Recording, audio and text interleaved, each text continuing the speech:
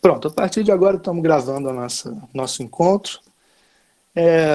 Eu queria, em primeiro lugar, mais uma vez, agradecer muito todos vocês pelo interesse, pela presença, por vir aqui. Estou abrindo aqui as portas da minha casa para vocês, para a gente conversar um pouco sobre isso que eu denominei, assim, meio livremente, os pensadores do desejo, para esse segundo encontro do nosso evento, o mito da razão e os pensadores do desejo. Como eu disse na primeira vez, o nosso primeiro encontro teve o tema existência, né? A gente tentou pensar assim, o que é a existência humana sob a perspectiva do desejo, tanto por um lado tentando desconstruir de certa forma o que eu chamei de mito da razão, essa noção muito enraizada na cultura ocidental, nas sociedades ocidentais, de que o que caracteriza mais essencialmente o humano é a razão e a consciência, e que a razão e a consciência têm o poder de dirigir, estruturar, organizar a nossa vida, a nossa lida com o mundo, com as coisas e com as pessoas, tá? Então, por um lado, é um movimento de desconstrução desse mito da razão, e por outro lado, o que segue em jogo aqui é a apresentação para vocês de um certo arsenal, de um certo repertório de ferramentas que nos ajudam a entender o ser humano e o mundo e as nossas relações de uma maneira diferente, sob a perspectiva que eu considero revolucionária, assim, uma grande virada na história do pensamento ocidental, que é sob a perspectiva do desejo. É uma perspectiva que me parece que chega ao Ocidente através do pensamento de pelo menos 3 autores fundamentais para essa perspectiva que a gente está tentando construir aqui, que são o Schopenhauer, o Nietzsche e o Freud. Então, no nosso último encontro, eu apresentei um pouco do pensamento, da visão de mundo que trazem o Schopenhauer, o Nietzsche e o Freud, tentando apresentar um pouco das relações que eles têm realmente entre si, né, as influências que eles estabeleceram entre si. O Nietzsche é um cara que foi muito influenciado pelo Schopenhauer, o Freud muito influenciado pelo Schopenhauer e pelo Nietzsche, e também tentando estabelecer algumas das diferenças que existem entre o pensamento deles. Lembrando que o chat vai ficar aqui aberto direto, qualquer coisa é só falar que eu estou aqui de olho, a gente vai conversando. E claro que no final vai ficar aberto para a gente conversar à vontade, vocês falarem um pouco assim, o que suscitou em vocês, o que fez vocês pensarem essa apresentação de hoje, tá? Então hoje o tema do nosso encontro é conhecimento. Tá? Conhecimento. É claro que eu não vou abordar o tema do conhecimento, que é gigante, né, sobre todas as frentes, sobre todas as perspectivas possíveis, mas eu quero justamente seguir um pouco nessa linha, tentando mostrar o quanto certos preconceitos dessa tradição que construiu ou se construiu em cima de um certo mito da razão, né, obscurece muitas vezes a nossa capacidade de entender fenômenos reais, fenômenos da realidade, fenômenos que estão acontecendo de fato no nosso mundo e às vezes com a gente mesmo. E a gente fica tentando compreender elas com essa ferramenta ou com essas ferramentas construídas pela tradição ocidental em torno da racionalidade da consciência.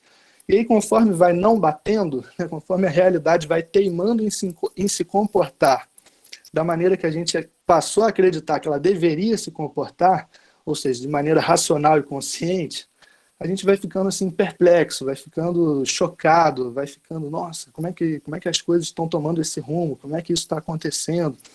Então a questão do conhecimento, hoje em dia, é fundamental, né? Volta a ser fundamental, se é que algum dia deixou, mas sim, especialmente por conta da questão das fake news, né, digamos assim.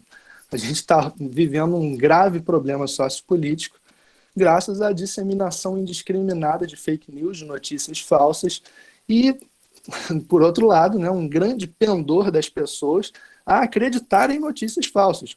Que até então notícias falsas circularem não tem nenhum potencial de provocar um grande problema sociocultural.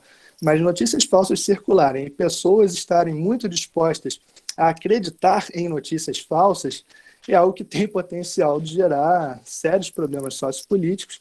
A gente vê muitas eleições hoje sendo decididas com base, assim, em larga medida, com base em fake news, disseminação de notícias falsas. A gente vê um problema de saúde pública batendo a nossa porta a OMS já projeta, né, assim, que um dos 4 maiores problemas de saúde pública das próximas décadas, ou desse século, será a falta de vacinação. Né, porque as pessoas acreditam, por A mais B, por razões diferentes, que há conspirações mundiais, internacionais, governamentais, empresariais, seja qual for a sua inclinação sociopolítica ou divisão de mundo, mas que as vacinas são um esquema para nos matar, ou para implantar chips em nós, ou para nos alienar, ou para nos... alguma coisa do tipo. Então, muitas doenças que haviam sido exterminadas graças a políticas públicas de vacinação em massa estão ameaçando voltar, e novas vacinas para as quais, novas doenças para as quais poderiam ser desenvolvidas vacinas, a gente já tem a ameaça de que as pessoas não tomem a vacina e, portanto, não se construa a imunização social que a gente necessita para se proteger de uma doença. Isso é muito grave, né? Mas agora que a gente vive um contexto de pandemia mundial, né, correndo para desenvolver uma vacina, e muitas pessoas já anunciando que não pretendem tomar nenhuma vacina, especialmente se elas vêm ou da China, ou dos Estados Unidos, ou da Inglaterra, ou não sei de onde, né? Então, essa questão assim, da verdade, de certa forma, ela se torna mais uma vez uma questão fundamental, né? Tanto a nível pessoal, quanto a nível social, quanto a nível político. Essa questão da verdade, essa questão da realidade, o que é real, o que é verdadeiro, por que as pessoas parecem tão inclinadas a acreditar no falso, por que as pessoas têm preferido o fake ao fato. Por quê? Se a gente pensa pelo lado do mito da razão, a gente tem muita dificuldade de compreender esse fenômeno. Muita dificuldade. Porque o que se construiu em termos de tradição ocidental é a ideia de que o humano, como ser essencialmente racional, dispõe justamente de todo um aparelho voltado para o conhecimento e para a verdade. Então, antes ainda de entrar nisso, hoje eu queria começar, além dessa pequena introdução relacionando a questão ao nosso mundo contemporâneo, quero começar com um breve trecho do Nietzsche. Eu vou começar com um trecho do Nietzsche, que assim, ele abre um dos livros dele, um dos livros que ele escreveu quando era bem jovem, um livro que se chama Sobre a Verdade e a Mentira em Sentido Extramoral. É um livro de 70 e pouquinho, 73, se eu não me engano. Esse Nietzsche que escreve esse livro ainda não é aquele Nietzsche do Zaratustra, do Anticristo, do Além do Bem e do Mal. Ele está ali uns 10 anos antes disso, e esse livro ele nem chegou a publicar em vida. O Nietzsche fez um grande esforço assim, de publicar seus livros, mas nunca obteve um sucesso comercial em vida, né? Ele, ao todo, ele publicou assim, uns 10 livros, desde que ele começou em 71, publicando O Nascimento da Tragédia, que é um livro que ele escreveu quando ele era enfermeiro no campo de batalha da Guerra Franco-Prussiana, né, entre o que seria a Alemanha e a França. Ele foi enfermeiro nessa guerra do lado da Alemanha, e em meio ali aos horrores da guerra ele escreveu um belíssimo livro chamado O Nascimento da Tragédia, que foi o primeiro livro que ele publicou. Ele publicou assim uns 10 livros, e ao todo estima-se que ele tenha vendido 114 livros no total, e a maioria para amigos, assim, entre 10 livros vendidos muito principalmente para amigos. Então nunca foi um sucesso editorial, comercial em vida o Nietzsche. Assim como Schopenhauer só no final da vida ganhou alguma fama, o Nietzsche, tragicamente, né, quando ele ganhou alguma fama, que as pessoas realmente começaram a se interessar, a comprar os livros dele e tal, ele ainda estava vivo, mas ele não podia mais entender. Não sei se vocês sabem, mas em 1889, o Nietzsche teve uma espécie de surto, né, assim, neurológico, né? Não se sabe exatamente o que ele teve, mas ele passou os últimos 10 anos da vida dele catatônico, né? Assim, olhando para o nada, sem entender nada, sem conseguir articular coisas que fizessem sentido. Então, quando o sucesso veio, ele já não entendia mais o que era sucesso. É curioso. Mas esse livrinho chamado Sobre a Verdade e a Mentira em Sentido Extramoral já mostra assim, o tanto que o Nietzsche era abusado, né? Esse jovem rapaz que depois viria a ser um dos maiores pensadores da história do Ocidente. E ele começa o livro assim, Olha como é que ele começa o livro, né? Sobre a verdade e mentira em sentido extramoral. Em algum remoto rincão do universo, que se deságua fulgurantemente em inumeráveis sistemas solares, havia uma vez um astro, no qual animais astuciosos inventaram o conhecimento. Foi o momento mais audacioso e hipócrita da história universal, entre aspas. Mas, no fim das contas, foi apenas um minuto. Após alguns respiros da natureza, o astro congelou-se e os astuciosos animais tiveram de morrer. Alguém poderia, desse modo, inventar uma fábula e ainda assim não teria ilustrado suficientemente bem quão lastimável, quão sombrio e efêmero, quão sem rumo e sem motivo se destaca o intelecto humano no interior da natureza. Houve eternidades em que ele, o intelecto humano, não estava presente.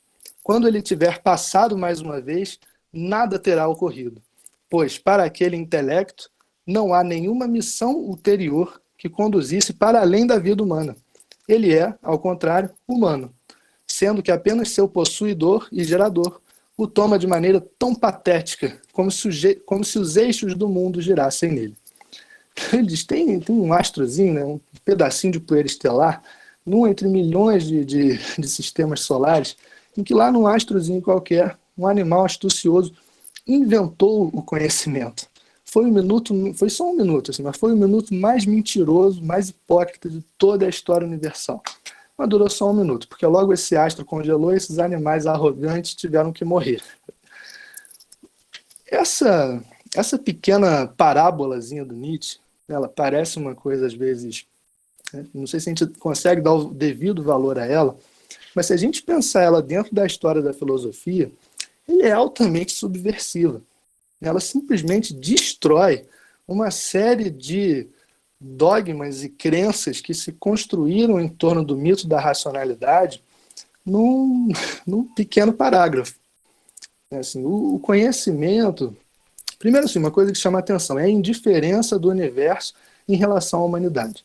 Nós, como espécie narcísica, como depois diria o Freud, nós tendemos a achar que o universo gira ao nosso redor, inclusive achamos isso por muito tempo, literalmente, né? Achando que a Terra era o centro do universo, que o universo gira ao nosso redor, e que nós fomos colocados aqui especialmente, né, para reinar no centro do universo, sobre todos os demais animais e todos os demais seres, como os únicos seres feitos à imagem e semelhança do Criador do universo. Uma espécie extremamente narcísica. Nesse trechinho ele deixa claro assim, a indiferença do universo em relação a gente. A gente não tem uma importância na ordem universal. E agora a gente atravessa uma pandemia mundial, a gente vê um movimento muitas vezes de pessoas tentando atribuir um significado do vírus para nós, assim, como se o vírus quisesse nos dizer alguma coisa, como se o vírus quisesse nos ensinar alguma coisa, como se o vírus tivesse uma mensagem de positividade para passar para nós. O vírus não está nem aí assim, para nós. Né? O vírus, como parte da natureza, e a natureza em si, não estão nem aí para nós. Né? O vírus, o que ele faz é um pedaço de matéria quase inerte. Né? Quando ele encontra um ambiente propício, ele começa a se multiplicar.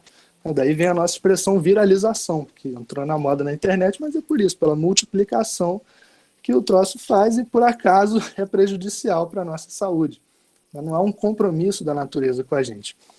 Por outro lado, quando ele diz que nós inventamos o conhecimento, né, que o conhecimento tem um sentido unicamente para nós, quer dizer assim, não é o sentido da história, né, não faz parte do sentido da história, o sentido da razão, ou da razão histórica, que se desenvolvesse um animal inteligente. E tem mais uma coisa. Quando ele diz que a gente só dá tanto valor à coisa do conhecimento, como se o conhecimento fosse tudo que há no mundo, né, o centro do universo, é porque a gente é arrogante demais, ele quer dizer o seguinte: o conhecimento é algo que é, de certa forma, útil para a espécie, mas não necessariamente é algo que serve para conhecer a verdade, a realidade das coisas tal como elas são. Todos esses deslocamentos que o Nietzsche faz nesse primeiro parágrafo do Sobre a Verdade e a Mentira no sentido extramoral são duros golpes na tradição racionalista ocidental. Um outro livro muito famoso da tradição ocidental, um dos fundadores talvez do mito da razão, é a Metafísica do Aristóteles. Na Metafísica do Aristóteles, ele começa o livro assim: todos os homens têm, por natureza, o desejo de conhecer. Parêntese, necessário. Quando ele fala homem, está falando de homem, macho, masculino. Porém, claro, entra para a história, a gente ressignifica isso historicamente como humanidade, né? Dentro da tradição ocidental. Vamos tomar como humanidade, né? Digamos que os humanos têm por natureza, o desejo de conhecer. E a gente poderia acrescentar, de conhecer a realidade tal como ela é, e de conhecer a verdade. Vejam que isso, que parece uma frase absolutamente inocente, isso diz que, por natureza, todos os humanos têm um pendor, né, um pendor natural para a verdade. Porque nós, enquanto seres essencialmente racionais, seres que habitam aquilo que os gregos chamavam de logos, mais uma vez insisto, né, que essa tradição racional se constrói a partir daquilo que os gregos chamavam de logos, logos sendo essa capacidade de ordenar as palavras em discurso argumentativo, capaz de dar razões, apresentar razões e de fundamentar o próprio discurso e fundamentar aquele assunto de que o discurso fala. Então, o discurso argumentativo bem fundamentado é o que os gregos chamavam de logos, que logos diz ao mesmo tempo, né, palavra ou palavras e ordem. Junta tudo para ter o sentido completo de logos, é essa ordem que atravessa as palavras, formando o discurso argumentativo e permitindo que a gente entenda o mundo e as coisas do mundo, e que a gente explique o mundo e as coisas do mundo, e que a gente se comunique uns com os outros, que a gente torne comum esse conhecimento uns com os outros, criando assim as comunidades humanas, que são comunidades porque podemos nos comunicar, podemos tornar comuns através da palavra ordenada em discurso argumentativo as nossas experiências, as nossas compreensões e as nossas descobertas e as nossas investigações, podemos tornar isso comum através do discurso ordenado argumentativo. Isso faz história no Ocidente, né? Essa ideia de que, por sermos seres essencialmente racionais e conscientes, temos, ou somos mesmo, mais essencialmente, um aparelho racional e consciente que é voltado para o conhecimento, que é voltado para a verdade. E que essa capacidade racional, né, de articular o discurso buscando fundamentação é capaz de nos levar à verdade. Essa é uma obsessão do Platão, né? Assim, pensar qual é a diferença entre o discurso que não é bem fundamentado suficientemente, portanto é o discurso da opinião, é um discurso que está ligado às paixões, é um discurso que está ligado a um olhar ruim diante da realidade, é um discurso que está ligado ao erro, e qual é o discurso que é bem fundamentado suficientemente, racionalmente, para dizer a verdade, ou para dizer o mais próximo possível daquilo que seria a verdade, ou para dizer a realidade tal como ela é. Isso faz história, né? Essa ideia de que, por sermos racionais, temos um pendor natural, como diria o Aristóteles, à verdade.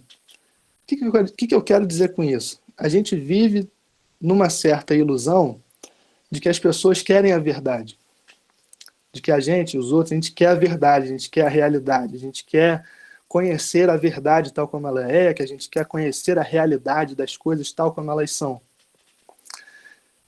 Isso faz sentido dentro dessa perspectiva que eu estou chamando aqui de o mito da razão.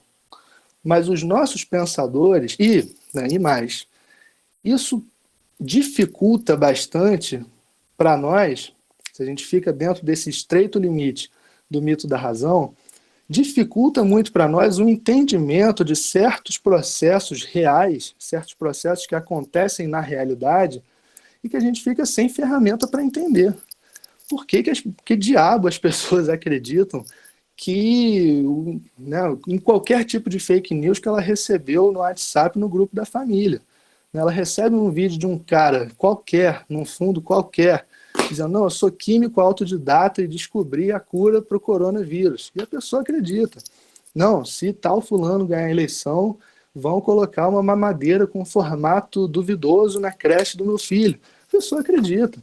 Não, se ganhar a eleição, tal partido vai vir morar uma pessoa que não tem casa dentro da sua casa. Eles vão fazer isso, com certeza. Acredito. Por quê? Se a coisa fosse estruturada de acordo com a racionalidade e a consciência, de que maneira a gente lidaria com dados? A gente vive acreditando que a nossa lida com informações, digamos assim, é racional. No sentido de que a gente recebe uma informação e vai investigar se ela faz sentido dentro de um certo encadeamento lógico que corresponde a todas as evidências que a gente tem da realidade. Isso seria, né, a tradição racional, especialmente iluminista, já aí, né, com toda a pegada científica junto, como se a nossa maneira fundamental de lidar com as coisas, porque somos seres essencialmente racionais, fosse pesar e medir causas e consequências, analisar racionalmente se aquilo se insere dentro de um discurso argumentativo que faça um sentido pleno, investigar se aquilo dá conta de incluir todas as evidências que a gente conhece sobre fenômenos relacionados. Seria assim. O problema é que não é. Não bate. E por que não bate? Aí sim, eu acabo me voltando para esse outro tipo de ferramenta que aí sim ajuda muito a gente a entender o que acontece nesse tipo de processo, embora não esteja prometendo que vai ajudar a gente a gostar do que está vendo. Né? Assim, uma coisa é entender, outra coisa é achar bacana o que está acontecendo. Não é isso. Mas que ajuda a entender, ajuda. Então a gente tem um deslocamento muito importante dessa lógica, assim, um deslocamento revolucionário, diria, dessa lógica da pura razão, da pura racionalidade e consciência, como aquilo que caracteriza o humano mais profundamente, mais essencialmente, com Schopenhauer. Como eu disse, quando Schopenhauer diz, como eu falei na aula passada, no encontro passado, quando Schopenhauer diz que o que nos caracteriza mais essencialmente é a vontade, é uma força desejante, inconsciente, que não depende da consciência para existir, que não está sob o controle da consciência nem da razão. Uma força que fica exigindo uma satisfação que nunca vem, nunca pode vir. Uma força, portanto, insaciável. A vontade é uma força insaciável. Uma força cega. Uma força que não tem um objetivo a princípio, não está indo para algum lugar, não quer realizar alguma coisa específica, ela só quer satisfação.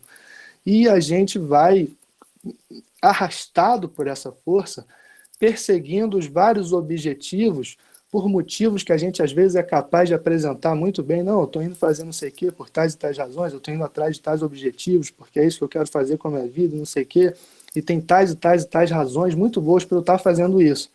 O Schopenhauer vai dizer assim, invertendo tudo que foi feito antes dele, vai dizer o seguinte: esse monte de motivo que a gente tem para dar, esse monte de cadeia argumentativa que a gente tem para dar, isso é produzido pela vontade. Isso é produzido pelo desejo. Esse monte de motivo que a gente encontra para as coisas que a gente faz, isso já é produzido pela vontade. Vejam um trecho aqui do Mundo como Vontade de Representação, que é também muito grave se a gente pensar tudo que veio antes, né, do Schopenhauer, toda essa tradição do mito da razão. Ele diz assim: o conhecimento em geral, quer simplesmente intuitivo, quer racional, provém, portanto, originariamente da vontade. Quer dizer, o conhecimento provém da vontade e atua como um simples meio para a conservação do indivíduo e da espécie, como qualquer outro órgão do corpo. Por conseguinte, originariamente a serviço da vontade para a realização de seus fins, o conhecimento permanece-lhe quase sempre servil em todos os animais e em quase todos os homens. Vejam, a razão não controla a vontade, é a vontade que impulsiona a razão. A vontade que impulsiona a razão. E se nós construímos isso que nós chamamos de conhecimento, se nós buscamos isso que nós chamamos de conhecimento, é impulsionados por necessidades desejantes, por necessidades da vontade, que fica exigindo satisfação e nos leva a buscar, articular até mesmo conhecimento. Mas isso não significa que nós temos um pendor natural para conhecer a realidade e a verdade tal como ela é. Isso significa que a vontade em nós usa os aparelhos de que dispõe em nós para construir uma visão de mundo, para construir uma imagem do mundo, uma representação do mundo que seja de alguma maneira satisfatória para ela. Satisfatória para você. Na qual ela pode crescer e se desenvolver, na qual ela pode se reproduzir, na qual ela pode se expressar, na qual ela pode se satisfazer de alguma maneira. Isso é muito... é uma reviravolta, né? Isso é uma reviravolta na história do pensamento ocidental. O grande discípulo assim, né, do Schopenhauer, que é o Nietzsche, embora não tenha conhecido pessoalmente Schopenhauer, mas é o cara que adotou, né, a obra do Schopenhauer e fez dela uma missão de vida, decidiu se tornar filósofo a partir do encontro com essa obra, O Mundo como Vontade de Representação, do Schopenhauer, e o Nietzsche leva adiante, né, essa lógica do Schopenhauer, ou essa virada desejante que o Schopenhauer introduz no pensamento ocidental. O Nietzsche vai aproveitar a mesma lógica do Schopenhauer, só que o Nietzsche tem uma ferramenta para pensar a questão do conhecimento. Eu já tinha dito isso no encontro passado, mas isso é muito relevante quando a gente pensa no Nietzsche. O Nietzsche tem uma ferramenta que ninguém antes dele dispunha, que é o Darwin, é a teoria da evolução. Então, se você pensar... Só um minuto, vou tentar corrigir o áudio aqui.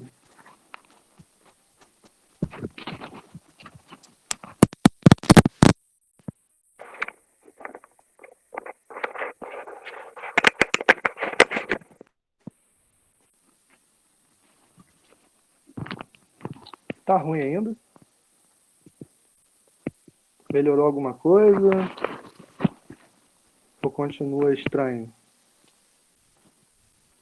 Melhorou um pouco, mas não tá igual como tava no início Não da tá aula, igual, não. né? Tá. Ele está fazendo um chiado, é isso. Como se estivesse Tá. batendo muito nele, sabe? Entendi. Vão estar falando aqui para você tirar e colocar de novo para ver se não for alguma sujeira, alguma coisa assim. Vou falar direto aqui então. Fica um pouco mais baixo, mas dá para levar. Tá melhor assim do que estava antes? Tá bem melhor. Beleza, então vamos aqui. Eu dizia então que o Nietzsche pega, né, ele acolhe essa herança do Schopenhauer, essa virada que o Schopenhauer faz no pensamento ocidental, mas o Nietzsche dispõe de uma ferramenta que ninguém antes dele dispunha, que é a teoria da evolução de Darwin. Então, quando você pega na história do pensamento ocidental, a ideia é sempre pensar assim, como é que funciona esse aparelho de conhecimento humano que existe para conhecer a verdade, que existe para conhecer a realidade tal como ela é. E há muitas investigações na história do pensamento, né? Como é que funciona esse aparelho, o que é esse aparelho, como é que ele funciona e tal. Mas o Nietzsche pode perguntar uma outra coisa, que ninguém mais podia. O Nietzsche pode se perguntar por quê, né? Como e por que se formou, em primeiro lugar, esse tal aparelho que a gente chama de aparelho de conhecimento, com todo esse aparato sensorial e com essas capacidades de abstração que a gente chamaria de racionais. Por que isso se forma, em primeiro lugar? Então, o Nietzsche vai dizer, isso tem um desenvolvimento histórico.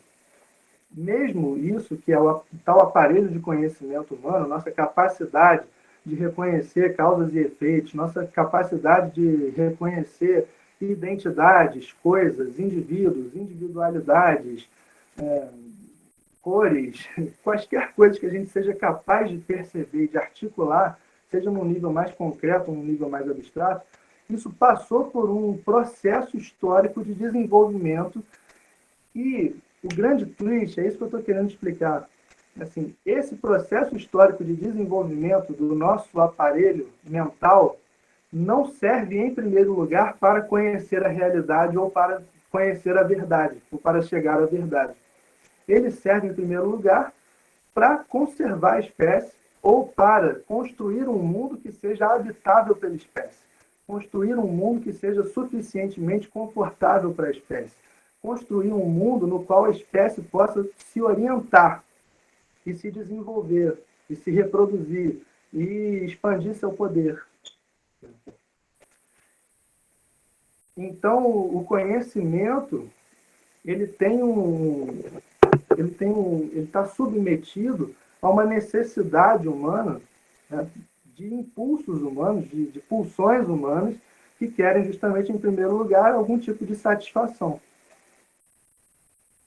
Não tem a coisa do conhecimento pelo conhecimento, né? O conhecimento está a serviço de impulsos, está a serviço de desejos, está a serviço da vontade, está a serviço daquilo que Nietzsche chamava de vontade de poder. Deixa eu ler alguns trechos do Nietzsche, aqui, principalmente num livro dele chamado Gaia Ciência, é um livro muito bonito. Ele diz assim: o pensar que se torna consciente é apenas a parte menor, a mais superficial, a pior, digamos, porque se encontra restrito a palavras, olhares, toques, gestos, signos de comunicação. O que seria o conhecer, senão um resultado dos diferentes e contraditórios impulsos? Antes que seja possível um conhecer, cada um desses impulsos tende a apresentar sua visão unilateral da coisa ou evento. Depois vem o combate entre essas unilateralidades, dele surgindo aqui e ali um meio termo, uma tranquilização, uma justificação para cada lado, uma espécie de justiça e de contrato. A nós nos chega à consciência apenas as últimas cenas de conciliação e de ajuste de contas desse longo processo. Mais umzinho. Por longo período, o pensamento consciente foi tido como pensamento em absoluto. Apenas agora começa a raiar para nós a verdade de que a atividade de nosso espírito ocorre em sua maior parte de maneira inconsciente e não sentida por nós. O impulso de duvidar, de negar, o de aguardar, o de juntar, de dissolver. Muitas hecatombes humanas ocorreram até que esses impulsos chegassem a aprender sua coexistência, pondo-se a serviço de uma força organizadora dentro de um ser humano. Lembrem da imagem de humano que eu construí na semana passada com o Nietzsche, né, junto com o Nietzsche. Nós não somos um centro de comando racional e consciente que processa dados e informações de maneira racional e consciente.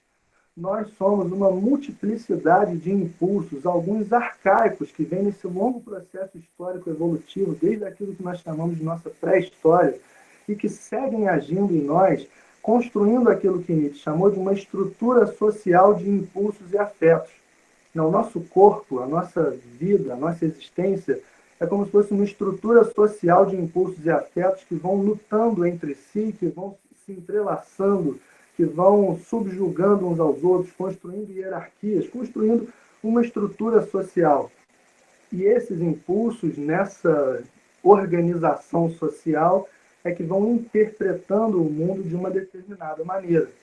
Então, o mundo tal como a gente vê, o mundo com as regularidades que a gente vê, com as cores que a gente vê, com os formatos que a gente vê, com as sequências de causas e efeitos que a gente vê, é um mundo que foi feito, que foi construído, que foi, como ele diz no iníciozinho sobre a verdade e mentira no sentido extramoral, é um mundo que foi inventado. O conhecimento desse mundo é uma espécie de invenção da espécie que tem um longo processo histórico.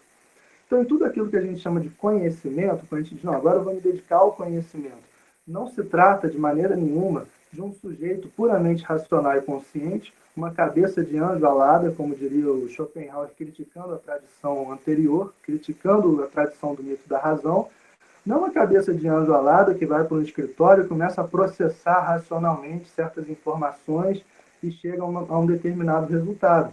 É um corpo todo atravessado e construído por instintos, afetos, pulsões, desejos e fantasias várias que estão ali em jogo produzindo, né, expressões cuja menor partezinha vai nos chegando à consciência. A consciência é, como diria o Nietzsche, depois repetiria o Freud, a ponta de um iceberg, de um processo muito maior ao qual a gente não tem acesso, que a gente não conhece, não sabe, não vê. Isso aqui é difícil de lidar. Assim, peguem assim, uma figura paradigmática da racionalidade ocidental, o Sócrates. A gente tende a imaginar que nesse processo da racionalidade, dessa articulação de argumentos, da investigação de causas para construir um discurso bem argumentado, bem fundamentado, existiria nesse processo, né, nesse uso da linguagem, um uso meio que inocente, um uso meio que puro, um uso puro da linguagem, um uso inocente da linguagem, que, produzindo esses encadeamentos, produz um conhecimento da verdade. O que o Nietzsche disse seria assim: não existe inocência na linguagem. Nunca existirá, nunca existiu uma inocência, um desinteresse na linguagem, mesmo nessa coisa de procurar causas, procurar fundamentos. Que desejos nos levam a procurar causas? Que desejos nos levam a procurar fundamentos? Que desejos nos levam a procurar um discurso que possa sustentar e garantir toda a nossa experiência de mundo? Talvez um desejo de conforto, talvez um desejo de segurança, talvez um desejo de estabilidade, talvez um desejo de poder. Tudo isso significa, de alguma maneira, poder. Então, pense assim no Sócrates, como eu dizia.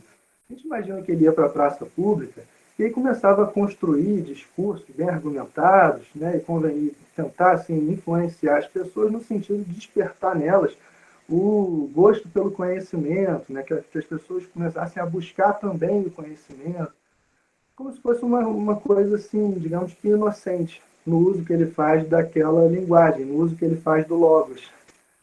Inocente no sentido de simplesmente, naturalmente, voltada para a verdade, para o conhecimento. O Nietzsche pensaria a coisa de uma maneira diferente. Imaginem quantos desejos, quantos instintos, quantos impulsos estão levando Sócrates à praça pública para articular os discursos exatamente daquela maneira. Pode ser um discurso, um desejo de aparecer, né? Se torna famoso com essa prática. Pode ser um desejo sexual. Ele conquistou muitos rapazes lá em Atenas com essa prática de sair nas ruas e colocar seus discursos em cena. Pode ser um desejo agressivo, né, de agressividade contra aqueles caras que ele acha todos uns estúpidos, conformados, que circulam pela praça de Atenas, achando que sabem tudo, quando na verdade não sabem nada. Então, quer dizer, no exercício, mesmo no exercício que a gente chama de racional, estão atuando diversos desejos, diversos impulsos, diversas pulsões, diversas fantasias, nem todas amigáveis entre si, muitas em conflito, disputando para ver quem sobressai naquele momento, e de todo esse processo a gente não tem consciência. Ele se passa no seu nível mais fundamental, inconscientemente. Vocês já podem imaginar como daí isso é importante, né, assim, para o que o próprio Freud vai encaminhar. Né? Toda essa noção de que o que há de mais fundamental na nossa existência se passa em nível inconsciente, e nesse nível inconsciente de desejos e pulsões, né, como eu dizia, não são apenas conteúdos mentais inconscientes que agora não estão presentes na minha consciência, mas mais tarde, quando me perguntarem, podem voltar à minha consciência. Não. É um nível inconsciente de desejos e pulsões que ficam exigindo satisfação e que nos movem, nos comovem a fazer todas as coisas que a gente faz. Né? O Freud também vai pensar, seguindo aí a trilha do Schopenhauer e do Nietzsche, também vai pensar a questão do conhecimento e da realidade, o que é a realidade, o que é o conhecimento da realidade, a partir, fundamentalmente, do desejo. É isso, como a gente vai ver e segue vendo, muda tudo. Isso muda tudo em relação ao que se tinha antes. Tem um textinho muito bom do Freud, de 1911, chamado Formulações sobre os dois princípios básicos do funcionamento mental. Ele introduz de maneira bem breve e bem assim, concisa, mas bem rica ali, né? Recomendo esse texto, posso mandar para vocês. Chama Formulações sobre os dois princípios básicos do funcionamento mental. Ali ele apresenta o princípio de prazer e o princípio de realidade. O que há primariamente, né, funcionando em nível inconsciente, é o tal princípio de prazer. Né? Essa busca por prazeres, por gozos, tal como seres que são comovidos no seu nível mais fundamental por forças desejantes, por forças pulsionais. Tá? Então, eu voltei, deu uma travada aqui, mas eu voltei. No iniciozinho desse texto, Freud diz assim: o estado de repouso psíquico foi originalmente perturbado pelas exigências peremptórias das necessidades internas. O que são necessidades internas? Pulsões, forças que ficam exigindo satisfação, forças desejantes que exigem prazer. Quando isto aconteceu, tudo que havia sido pensado, desejado, foi simplesmente apresentado de maneira alucinatória, tal como ainda acontece hoje com nossos pensamentos soníricos, nossos sonhos, a cada noite. Foi apenas a ausência de satisfação esperada, o desapontamento experimentado, que levou ao abandono desta tentativa de satisfação por meio da alucinação. Em vez disso, o aparelho psíquico teve de decidir tomar uma concepção das circunstâncias reais no mundo externo e empenhar-se por efetuar nelas uma alteração real. Um novo princípio de funcionamento mental foi assim introduzido. O que se apresentava na mente não era mais o agradável, mas o real, mesmo que acontecesse ser desagradável. Este estabelecimento do princípio de realidade provou ser um passo momentoso. Quer dizer, primeiro, né, na nossa vida, nossa primeiríssima infância, ele diz, tem alguma coisa que funciona junto com o desejo, que é uma certa coisa alucinatória. Ele saca que no nível mais fundamental de uma mente, que é constituída pelo desejo, há também fantasia, alucinação. Pelo seguinte, todo desejo traz consigo a fantasia da sua satisfação. O desejo é sempre desejo de algo que ainda não está aqui. O desejo nunca é desejo de algo que já se tem. Pode ser o desejo de manter algo que já se tem, ou de seguir possuindo algo que já se possui, de seguir fruindo algo que já se tem, a que já se tem acesso. Mas esse permanecer, esse seguir, ainda não está dado. Logo, todo desejo traz consigo uma dimensão que é de fantasia, de alucinação. O desejo intrinsecamente alucina a sua própria satisfação, fantasia a sua própria satisfação. Então, para seres fundamentalmente desejantes, como nós seríamos se pensarmos junto com Schopenhauer, Nietzsche e Freud, isso quer dizer também que há em nós, com o desejo, com as pulsões, uma dimensão ineliminável de fantasia, de alucinação, de imaginação, de pôr como realidade para nós coisas que não estão lá na realidade fática, digamos assim. E ele diz, na nossa primeiríssima infância, a gente vai tentando satisfazer nossos desejos alucinatoriamente. Parece que basta alucinar para satisfazer. Mas são as frustrações que vão nos ensinando que a gente tem que desenvolver, tem que aprender a ler as circunstâncias ao redor. Tem que aprender a ler as circunstâncias que ele vai chamar de realidade. Então vejam que mesmo no caso do Freud, o conhecimento que a gente tem da realidade não é um pendor natural para o conhecimento da realidade, um pendor natural para a verdade. A gente não é naturalmente orientado para a verdade, para a realidade. São as muitas frustrações que a gente vai passando desde muito cedo, quando deseja uma coisa, aquela coisa não vem. Se você pegar o bebezinho pequeno, a máquina mostra o funcionamento dela ali mais pleno. Ela quer a satisfação, ela quer o prazer na hora que quer, do jeito que quer, exatamente daquela maneira, naquela hora. Se não vem imediatamente, abre o berreiro, começa a espernear, é porque tem que ser naquela hora, daquele jeito.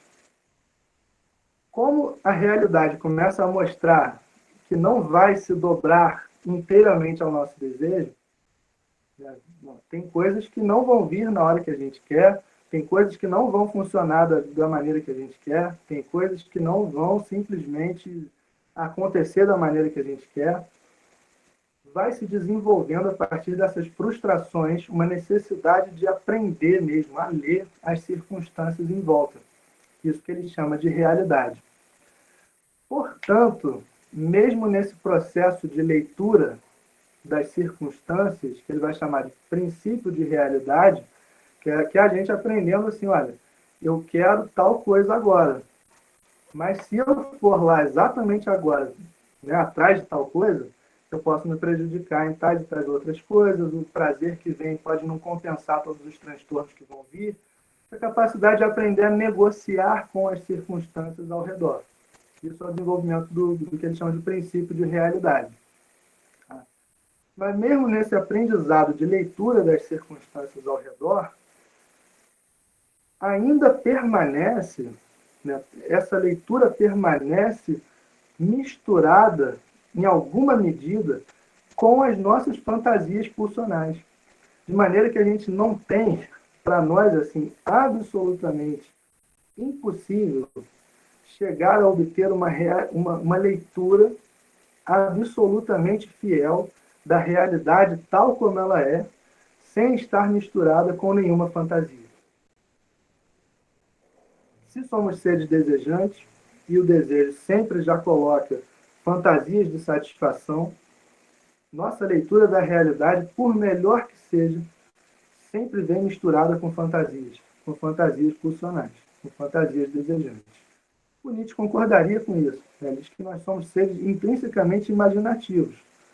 Se o que a gente quer, né, assim, se o que essa rede de impulsos que nos constitui, que é fundamentalmente o poder, ou mais poder, que ele diz que nós somos atravessados no nível mais fundamental da mente por uma vontade de poder, então toda a nossa leitura da realidade é influenciada por uma fantasia de obter poder, por fantasias de poder.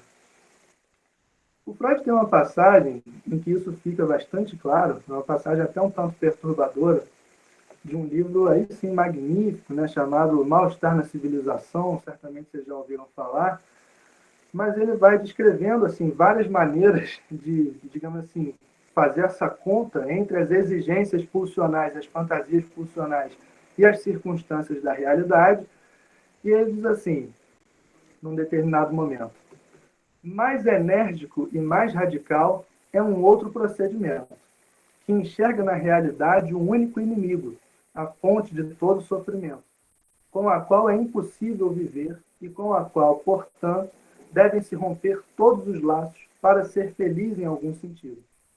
O eremita dá as costas a este mundo, nada quer saber dele, mas pode-se fazer mais, pode-se tentar refazê-lo, construir outro em seu lugar, no qual os aspectos mais intoleráveis sejam eliminados e substituídos por outros conformes aos nossos próprios desejos.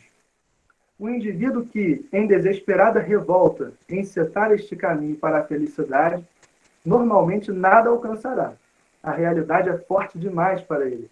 Torna-se um louco, que, em geral, não encontra quem o ajude na execução de seu delírio. Mas diz-se que cada um de nós, em algum ponto, age de modo semelhante ao paranoico, corrigindo algum traço inaceitável do mundo, de acordo com o seu desejo, e inscrevendo esse delírio na realidade. É de particular importância o caso em que grande número de pessoas empreende conjuntamente a tentativa de assegurar a felicidade e proteger-se do sofrimento, através de uma delirante modificação da realidade. Devemos caracterizar como tal delírio de massa também as religiões da humanidade. Naturalmente, olha isso aqui, naturalmente, quem partilha o delírio jamais o percebe. Então, quer dizer, cada um de nós, em algum aspecto, se comporta como o paranoico, corrigindo algum aspecto da realidade, remodelando delirantemente algum aspecto da realidade para corresponder aos nossos desejos de prazer, aos nossos desejos de poder. Então, vejam, isso é muito presente, né, na nossa vida. Tudo aquilo que a gente chama de realidade é absolutamente misturado com ficção, fantasia e delírio. Só que, em muitas vezes, né, em muitos dos casos, são delírios compartilhados. Né, são delírios compartilhados com muitas outras pessoas, de maneira que eles vão funcionando como se fossem realidade.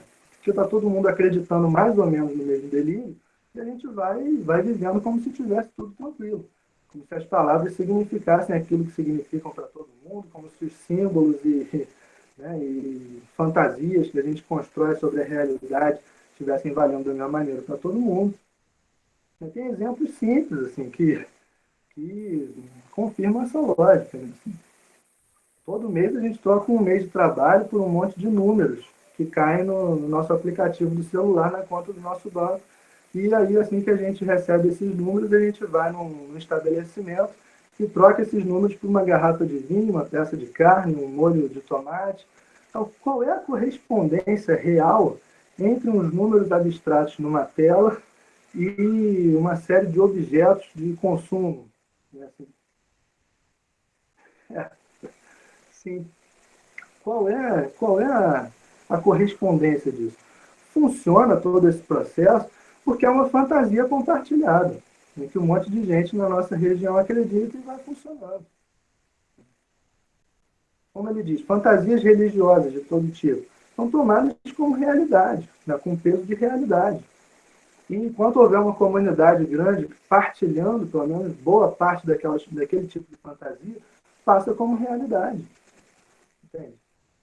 Então, é muito complicado. A nossa situação é a de um tipo de ser existente, né, que não tem uma maneira assim, de estabelecer um critério absoluto de separação entre realidade e fantasia. O que não significa para esses caras que a gente tem que abrir mão de qualquer lida mais lúcida com a realidade, de jeito nenhum deles. Né? Todos, se isso parecer para vocês um distanciamento, por exemplo, em relação à ciência, digamos assim, que são caras anticientíficos, porque se afinal, né, tudo são impulsos, fantasias, não sei o quê, como a gente pode acreditar, dar algum crédito, acreditar nesse sentido, dar algum crédito à ciência. Todos eles são interessadíssimos em ciência, estudiosos de ciência. Nietzsche quase foi estudar física na universidade. Freud é da área médica, portanto ligado às ciências. E o que todos eles veem é o seguinte, assim, é a gente que entende mal o que a ciência é. A ciência tem muito mais a ver com o pensamento desses caras do que a gente imagina. Porque assim, ciência não lida com verdades. A ciência não pretende dizer como é a realidade verdadeiramente, e te dar uma verdade do mundo. A ciência parte do princípio de que somos ignorantes, nós somos uma espécie ignorante, e formula imaginativamente, inclusive, hipóteses que podem funcionar melhor ou pior para dar conta de certos problemas práticos. A ciência não trabalha com verdades absolutas, a ciência trabalha com hipóteses que funcionam melhor ou pior para resolver certos problemas. Peguem um exemplo, né, agora, que a gente está com essa questão novamente, já teve gente que morreu queimado por isso no século XVI, XVII, mas voltou-se a discutir se a Terra é plana. Né? Que a Terra seja esférica e gira em torno do Sol, não se assustem, eu não vou defender a Terra plana, mas que a Terra seja esférica e gira em torno do Sol não é uma verdade, é uma hipótese que funciona muito bem de acordo com tudo aquilo que a gente tem de evidência sobre o funcionamento das coisas. É uma hipótese que serve para colocar satélite orbitando o planeta, melhorar a qualidade das nossas telecomunicações, para alguém pegar um celular com internet máxima e dizer assim, a Terra é plana. Entende? Essa é a diferença. Que a Terra seja plana é uma hipótese muito ruim, né, que, em geral, está balizada assim, em crença. Então, a hipótese, assim, o movimento de pensamento desses caras, tanto quanto o movimento de pensamento da ciência, é um tipo de cabeça que entende assim, precisamos sempre estar testando a nossa visão de mundo, colocando a nossa visão de mundo em teste, para ver o que se sustenta e o que não se sustenta. Sempre fazendo essa conta, esse ajuste. O Nietzsche chamava de avaliação. Eu preciso sempre avaliar qual é o valor dos valores que eu estou seguindo, qual é o valor da minha visão de mundo, quais são os valores que estão estruturando minha visão de mundo. E será que eles se sustentam? Para Nietzsche, cada visão de mundo é uma perspectiva. É um dos caras que praticamente inventou na filosofia essa ideia de perspectiva. Cada um tem uma perspectiva. Mas isso não quer dizer que toda perspectiva seja igualmente boa para explicar qualquer coisa, ou para resolver qualquer problema. Você tem que sempre estar avaliando se a sua perspectiva é suficientemente inclusiva, se ela dá conta de incluir as evidências que se tem, se ela não está negando delirantemente a realidade. É o que o Freud chamava de teste de realidade. A gente está sempre tendo que fazer teste de realidade.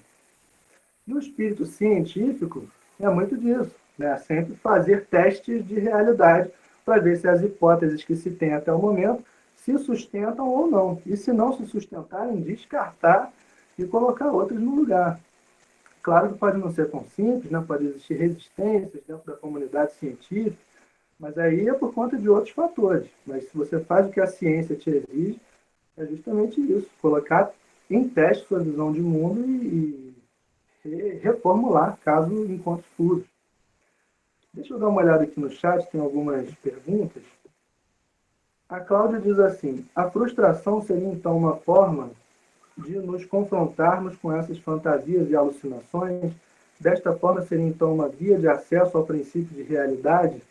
Sim, sim. Para o Freud, tem toda assim uma pedagogia da frustração, se a gente pode dizer assim.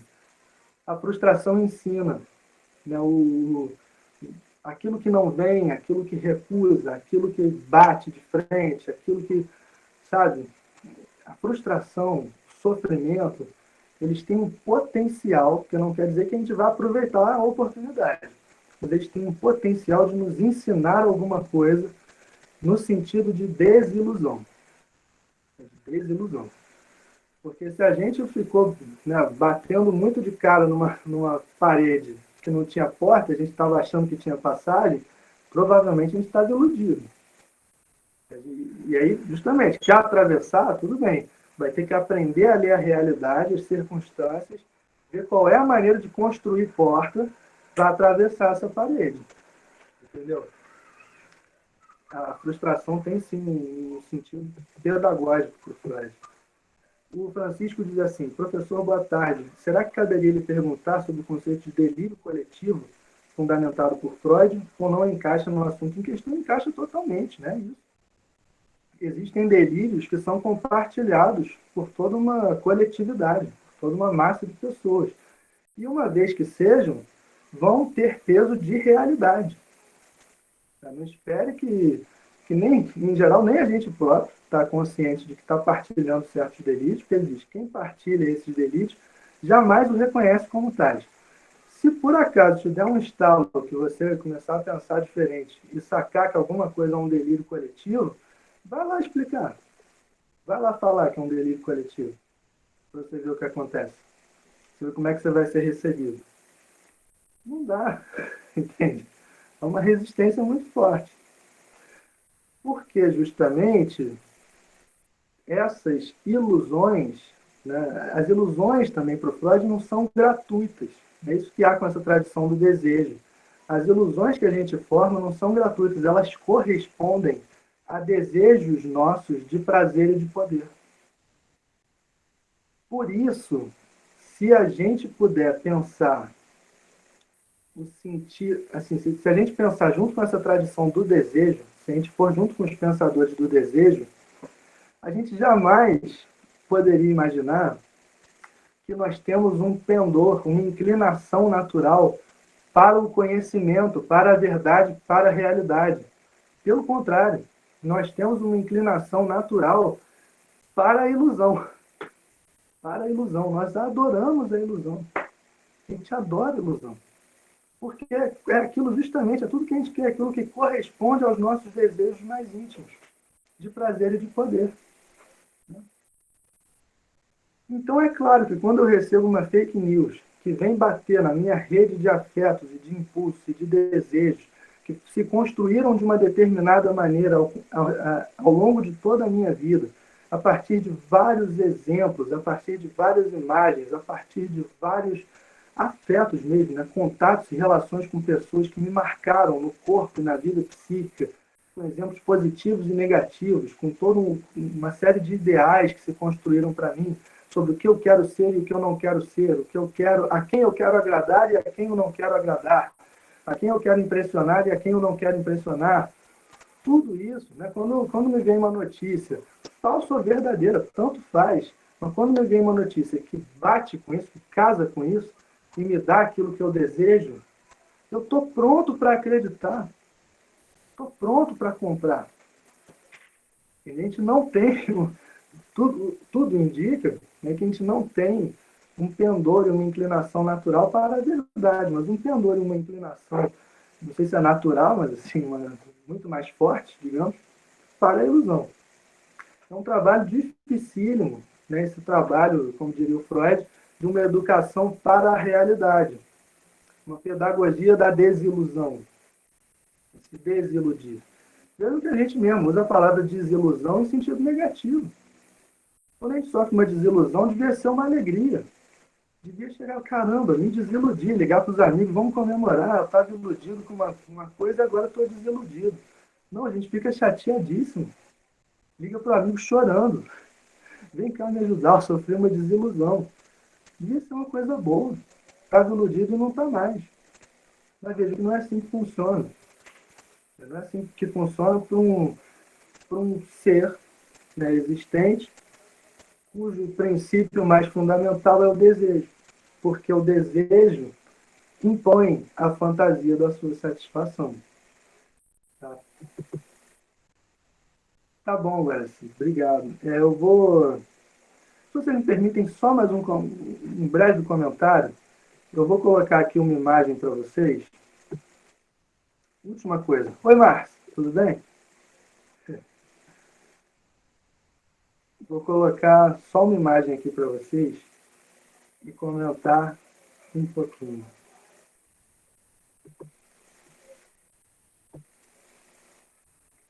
Me digam quando vocês começarem a ver a imagem, tá?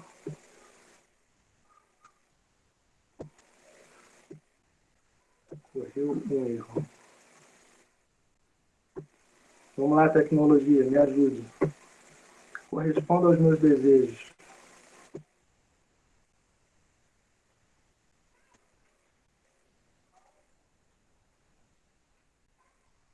Vocês estão vendo? Estão vendo? Essa imagem, né, assim, não por acaso, foi a imagem que eu escolhi para ser a capa, né? A capa desse evento, o mito da razão e os pensadores do desejo. Essa imagem é um quadro do pintor francês René Magritte, ou com a nossa maravilhosa mania de aportuguesar os nomes, que eu prefiro muito mais, René Magritte. É uma tela do René Magritte que se chama A Condição Humana. Vejam que interessante ele chamar esse quadro justamente de A Condição Humana. Porque vejam a situação em que a coisa se desenha aqui. A gente tem uma janela com uma paisagem lá fora, mas sobreposta a essa janela e até vazando um pouco pelo cantinho dela, a gente tem uma tela num cavalete, como que fosse, né, uma pintura, uma criação humana, uma obra da imaginação humana. Então vejam que nessa imagem, que o Magritte escolheu chamar de a condição humana, ele meio que desenha a nossa condição existencial de uma certa maneira que é indecidível até certo ponto o que é realidade e o que é fantasia.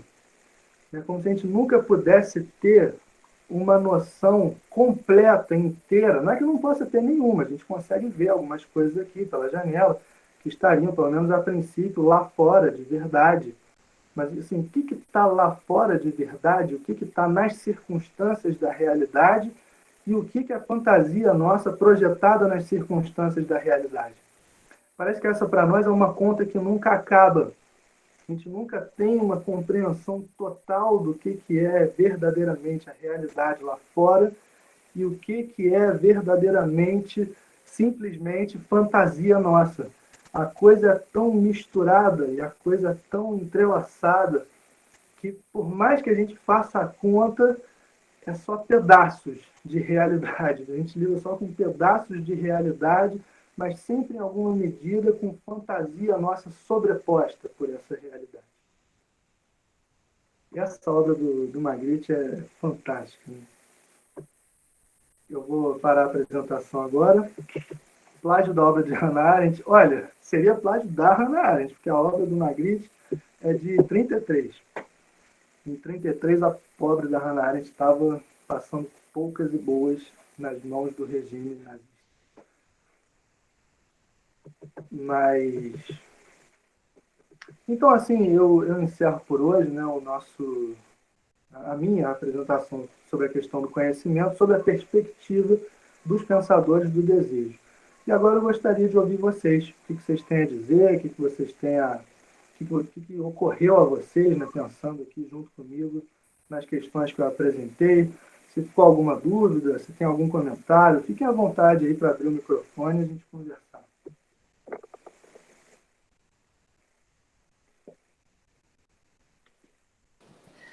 Oi, professor, boa tarde, tudo bem? Oi, Bruna, tudo bem? Tudo bem.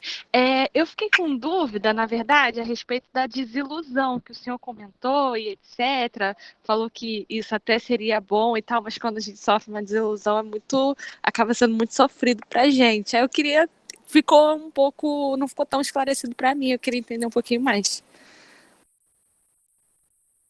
Então, Bruna, é porque assim, isso estava ligado, né, a toda a apresentação quando eu tentei desconstruir a noção ligada ao mito da razão, de que a gente tem uma tendência natural à verdade, à realidade, que a gente quer, em primeiro lugar, a verdade e a realidade.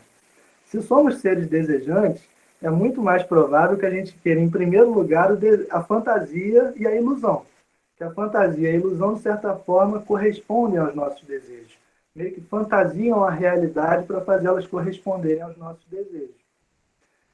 Isso se mostra muito bem, me parece, na nossa própria lida, no nosso próprio trato, com isso que a gente chama de desilusão. Porque a desilusão, a princípio, se a gente pensar pelo ponto de vista de estar vendo a realidade, seria uma coisa boa. Estava iludido e agora não estou mais. Estou vendo a realidade tal como ela é. Olha que beleza. Ligar para os amigos, né? Pô, aconteceu uma coisa muito boa, me desiludi, vamos comemorar. Mas como é que a gente lida? Fica chateadíssimo, sofre pra caramba, liga pro amigo chorando, fala, sofri uma desilusão terrível, não sei o quê, e o amigo vai, entende, fica lá com a gente, consolando a gente. Porque a gente adora ilusão. A gente adora ilusão. É sofrido se desiludir, né? É sofrido. É isso, Bruno. Tá bem, professor, obrigada pelo esclarecimento, tá?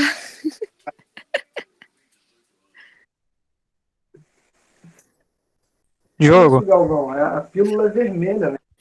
Então, acho que no filme Matrix eles constroem a coisa dessa maneira também. O mundo lá dentro do Matrix é um mundo da ilusão. E é um mundo confortável.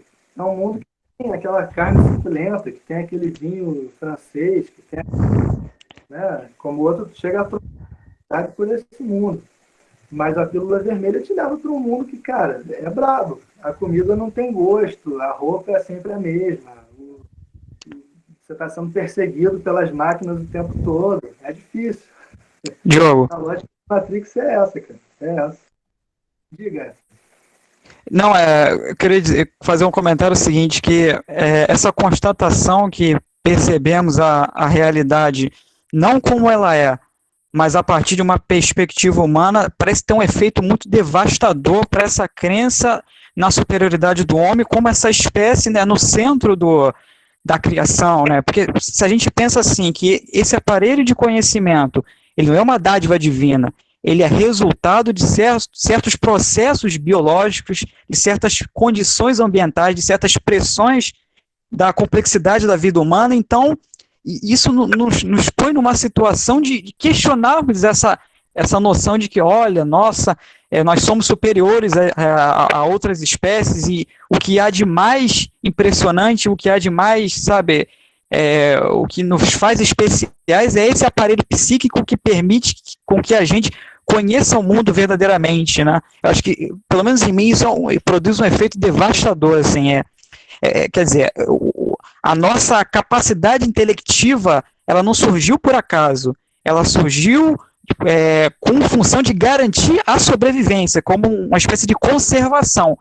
E nesse sentido, não há esse aparelho de conhecimento, ele não desempenha um papel de conhecer a realidade em sua essência última, né? É algo precário, é algo defeituoso e é algo falho, e constatar isso mostra que a gente é muito pequeno, que a gente não é isso tudo, né? Que essa arrogância nossa é só algo que vai ser desconstruído conforme a gente constata que a gente é muito menos do que a gente imagina. Pelo menos para mim, assim, produz um efeito devastador, cara. Estou me sentindo muito bem com essa discussão. Perfeito, Esdras. Acho que você sacou uma das implicações sociopolíticas do mito da razão, né? Que é a nossa ilusão narcísica de que somos uma espécie superior às demais e que por isso temos o direito até de exterminá-las, né? O nosso bel prazer, não só de controlá-las e dominá-las, como até de exterminá-las. É uma ilusão narcísica, sim, né? A gente, pela própria maneira como a gente coloca, né? Se a gente colocasse a discussão em outros termos, olha, não sou superior não, mas no momento sou mais forte, então vou lá mesmo, vou dominar essa outra espécie, seria um outro tipo de fantasia envolvida. Mas a fantasia fundamental na nossa lida com as outras espécies é de que a gente é superior por natureza, né? Porque ainda meio que guardamos aquela coisa de que fomos feitos à imagem e semelhança de Deus, ou que pelo menos temos um grande aparelho de conhecimento, ou isso, um aparelho de conhecimento, feito para conhecer a realidade tal como ela é, naturalmente orientado para a verdade, e, portanto, somos muito superiores, né? E temos uma dádiva, realmente, como você colocou muito bem, em relação a todos os demais seres do universo, dada por Deus, ou pela natureza, ou por quem for, mas uma dádiva. Se você coloca isso dentro do processo evolutivo, mas você entende que isso tem uma história de evolução, portanto, de mutações aleatórias, portanto, de pressões ambientais, portanto, de adaptações, portanto, de sucessos de reprodução determinados por determinadas circunstâncias de momento, isso teve um processo evolutivo e tem justamente o sentido primordial, não de conhecer a realidade e a verdade, mas de nos manter vivos e dentro de um ambiente no qual podemos nos desenvolver melhor. Tem uma certa utilidade, tem uma certa... corresponde, né, a certos instintos, pulsões, desejos e necessidades mesmo da espécie. Então, realmente, é uma grande quebra de arrogância, né? Quando a gente olha pela lente da perspectiva do desejo, que o Schopenhauer, o Nietzsche, o Freud trazem, é uma perspectiva que realmente tem esse poder de quebra de arrogância, muito grande. Acho que é isso. Acho que é como a Cláudia colocou, muito bem. Acho que a desilusão acaba com a imagem narcisista, então tem um efeito devastador mesmo, né? Não à toa o Freud coloca uma dificuldade da psicanálise, assim, é a ferida narcísica. Essas descobertas que nos tiram do centro do universo, que nos tiram do centro da criação, da suposta criação de todos os seres do planeta Terra, do centro do controle sobre a nossa própria vida, o controle racional e consciente da nossa própria vida, são feridas narcísicas, porque a espécie é muito narcísica. E é muito narcísica também está dentro do aparelho que ele construiu. Né? Porque se somos seres essencialmente desejantes, né, que ficam alucinando a própria satisfação, é muito comum que sejamos também muito narcísicos, né, que nos julguemos assim, o centro do universo. Nietzsche, naquele trechinho inicial, que ele coloca a grande arrogância desse minuto mais mentiroso da história universal, em que uma espécie astuciosa inventou o conhecimento, ele disse, se a gente pudesse entrar assim numa mosquinha e viver como uma mosquinha por um dia, a gente ia ver que a mosquinha fica assim, se acha o centro do universo, porque pode voar com aquelas asinhas dela e pousar nas migalhas que a gente deixou em cima da mesa. Cara, como se cada ser achasse que ia ser o centro do universo. Ele compara a gente a uma mosquinha. O Rodrigo Galvão diz assim, na geopolítica, explicamos a guerra ao terror como uma formação do pensamento contemporâneo imperialista narcisista dos Estados Unidos sobre um viés étnico e religioso que todos estamos inseridos. E pode crer, Galvão, isso lá no quarto encontro a gente vai ver, uma das consequências políticas, sociopolíticas da construção do mito da razão é uma certa ideia de que existem seres humanos, tipos de seres humanos, que são mais racionais e conscientes do que outros, e isso daria a eles uma certa superioridade natural a todos os outros tipos de humanos. Tem uma pegada bastante problemática politicamente essa construção que se fez no Ocidente em torno do mito da razão. Porque o plenamente racional, mesmo se a gente vai analisar sociopoliticamente como é que a gente tende a compreender, tende a ser o homem branco de posses. Esse é o cara racional. Saiu do eixo do homem branco de posses, aí a gente começa a ratear. É racional, mas não é tão racional. É muito emotivo, se deixa levar pela emoção, se deixa levar pelo desejo. É um povo muito, assim, muito visceral, um povo muito corpóreo, físico, não sei o quê. É um povo que se deixa guiar pela fantasia. Enquanto o ocidental padrão, o homem branco de posses, ele é o ser racional por excelência. Isso é bem problemático.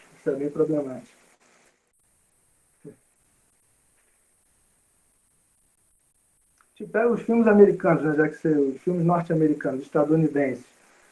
Você vê os Estados Unidos sendo atacados por pessoas bárbaras, violentas, né, que não se deixam guiar pela razão, que estão ali com um ímpeto destrutivo, violento, enquanto eles vão pensar toda uma solução para debelar aquele mal e resolver todos os problemas da humanidade inteira. Porque, né, o que está acontecendo, às vezes, numa cidade dos Estados Unidos, num filme desse, diz respeito à humanidade inteira.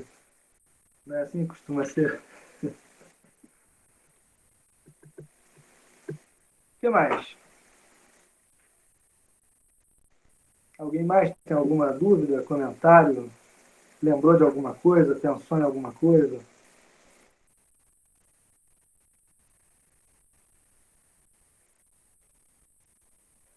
Pessoal, se não, então vou encerrando por aqui. Certo? Olha, então, mais uma vez, eu queria agradecer muito a presença de todos vocês. Mais uma vez, foi ótimo estar aqui com vocês, conversando. E na semana que vem a gente continua com nossos encontros, dessa vez falando de ética. Espero contar com a presença de todos vocês. E muito em breve eu envio um e-mail com tudo que eu prometi que enviar hoje. Valeu, pessoal. Muito obrigado. Valeu. Obrigado, gente. Valeu. Muito boa noite para vocês. Uma boa semana dentro da medida do possível, da situação que a gente vive. Valeu. Um abraço.